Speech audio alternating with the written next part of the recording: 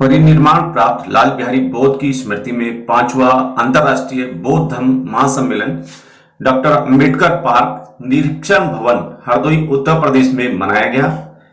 इस धम्म महासम्मेलन में पूज्य भिक्खु डॉक्टर मेधांकर माथेरा जापान, भदंत आर्यवंश माथेरा नेपाल, भंते बोधिप्रिय तीर्थेरा व सैकड़ों भंते कई राज्यों से इसमें सम्मिलित हुए।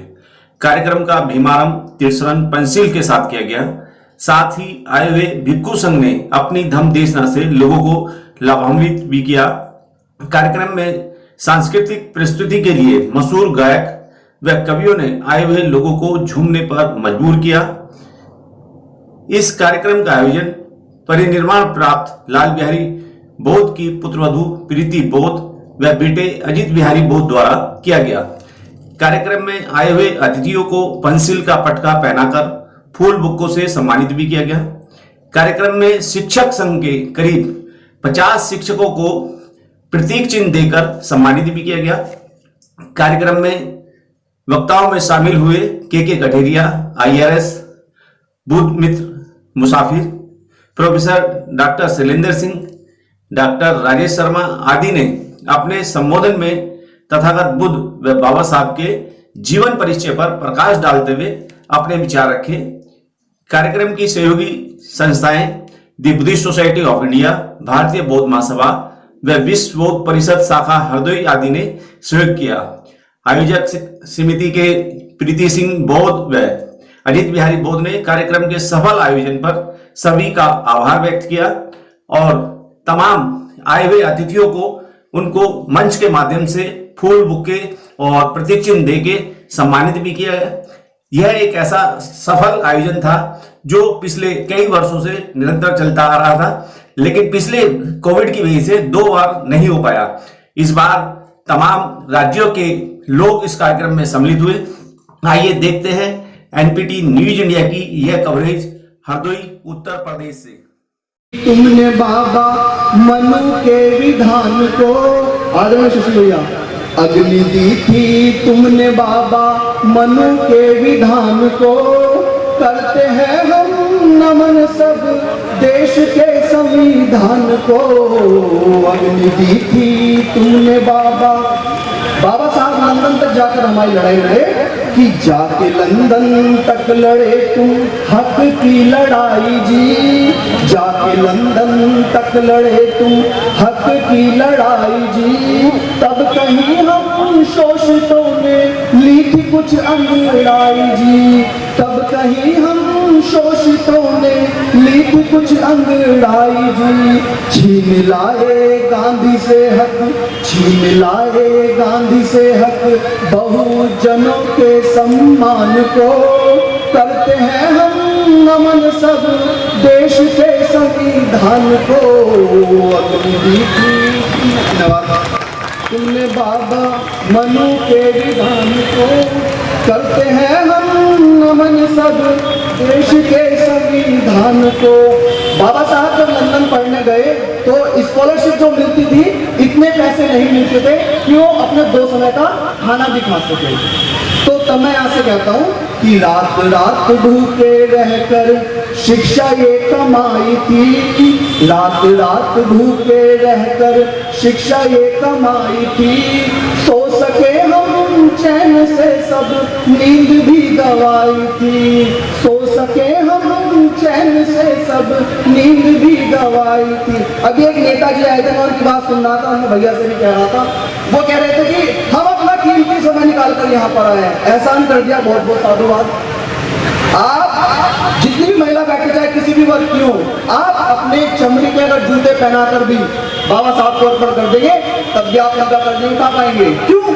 उन्होंने जितना कर दिया। इतिहास में 2 ही ऐसे आदमी हुए, या तो गुरु गोविंद सिंह जिन्होंने अपनी 4 संतानें मार दी। एक बार दरबार लग रहा था, जब मुगलों ने उनके 4 बेटे शहीद कर दिए तो उन्होंने पूछा कि साहब ये क्या हो जाता? उन्होंने कहा था कि 4 हुए तो क्या हुआ, जिंदा कई हजार। बाबा साहब ने अपनी 4 संतानें हमारे लिए मारी।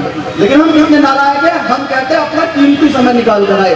आप आए नहीं हो, ये आपकी नैतिक जिम्मेदारी है। अगर आप नहीं आओगे तो समाज के गद्दार कहलाओगे या सिर्फ अपना राजनीतिक मकसद बनाने आप आते हो। तब मैं कहता हूं कि रात रात भूखे रहकर शिक्षा ये कमाई थी, सो सके हम चैन से सब नींद भी गवाई थी, सो सके हम चैन से सब नींद भी गवाई थी। किया कुर्बान सब कुछ तुमने, किया कुर्बान सब कुछ तुमने मिशन की जान को, करते हैं हम नमन सब देश के संविधान को। अग्नि दी थी तुमने बाबा मनु के विधान को, करते हैं हम नमन सब देश के संविधान को। अग्नि दी थी तुमने बाबा। और अगली लाइन है कि पशुओं से बदतर जिंदगानी थी हमारी देश में, पशुओं से बदतर जिंदगानी थी हमारी देश में। सांस लेना भी था मुश्किल जातिगत परिवेश में, सांस लेना भी था मुश्किल जातिगत परिवेश में। फिर उगा एक भास्कर, फिर उगा एक भास्कर बहुजनों के निदान को, करते हैं हम नमन सब देश के संविधान को।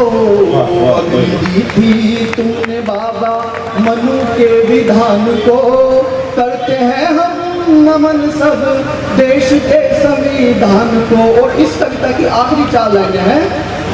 2 महत्वपूर्ण आंदोलन बाबा साहब के जीवन के हुए, एक कालाराम मंदिर और एक महान तालाब आंदोलन।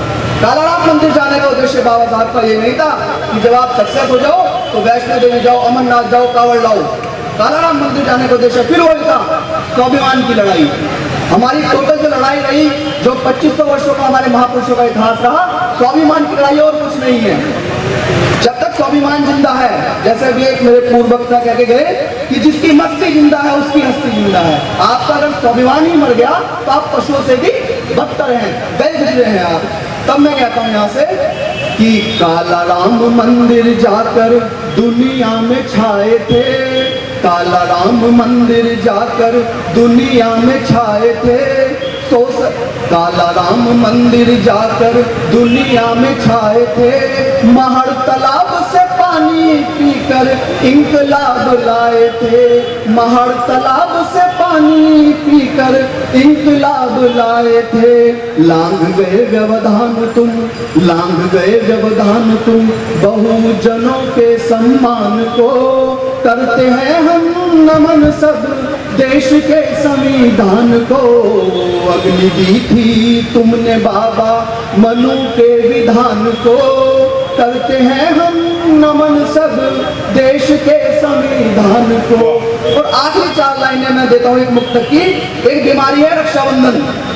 ये रक्षाबंधन हमारी बहन बेटियों को ये एहसास दिलवाया जाता है कि आप कमजोर हो, आप कमजोर हो, आपको अपनी रक्षा के लिए। अगर मैं मनुस्मृति के अकॉर्डिंग बात करूं कि जब तक बेटी कुंवारी रहेगी तो बाप और भाई उसकी रक्षा करेगा, जब बेटी की शादी हो जाएगी तो हस्बैंड उसकी रक्षा करेगा, और जब हस्बैंड अगर एक्सपायर हो गया तो उसके बेटे, उसकी संतान उसकी रक्षा करेगी। तो समय समय पर धार्मिक ग्रंथ आपको एहसास दिलाते हैं कि आप कमजोर हो, लेकिन एकमात्र विश्व का ऐसा ग्रंथ जो आपको स्वाभिमान की भावना जगाता है और बताता है कि आप आगे बढ़ो। आप इतिहास उठाकर देखिए मंदिर का, जब से वैदिक सभ्यता आई, जब से आर्य भारत आए, आप कोई भी एक मंदिर बता दीजिए, कोई भी एक मस्जिद बता दीजिए, कोई भी एक गिरजाघर बता दीजिए जहां पर पुजारी एक महिला हो। लेकिन आप भारतीय संविधान देखिए, जब से लागू हुआ, जज महिला, मुख्यमंत्री महिला, राज्यपाल महिला, प्रधानमंत्री महिला, तमाम रास्ते अगर आपके लिए किसी ने खोले, सबसे जो महत्वपूर्ण रक्षा सूत्र है आपका वो भारतीय संविधान है। तब मैं कहता हूँ कि भिन्न भिन्न बोलियां हैं, भिन्न परिधान है, भिन्न भिन्न बोलियां हैं, भिन्न परिधान है, और भिन्न भिन्न ऋतुएं हैं, भिन्न खान पान है। ये देश की खूबसूरती है हमारी। हमें जो भारत बनाना है, बौद्ध में भारत का क्या मतलब है? बौद्ध बनने का मतलब कोई एक धर्म नहीं है पर्टिकुलर, बौद्ध एक आइडिया है, आइडिया ऑफ इंडिया है, कलेक्टिव सोच को रिप्रेजेंट करता है बुद्धिज्म। तब मैं कहता हूँ कि भिन्न भिन्न बोलियां हैं, भिन्न परिधान है, और भिन्न भिन्न ऋतुएं हैं, भिन्न खान पान है। देश की अखंडता को एक सूत्र बांधता, देश की अखंडता को एक सूत्र बांधता, उस रक्षा सूत्र का ही नाम संविधान है, उस रक्षा सूत्र का ही नाम संविधान है।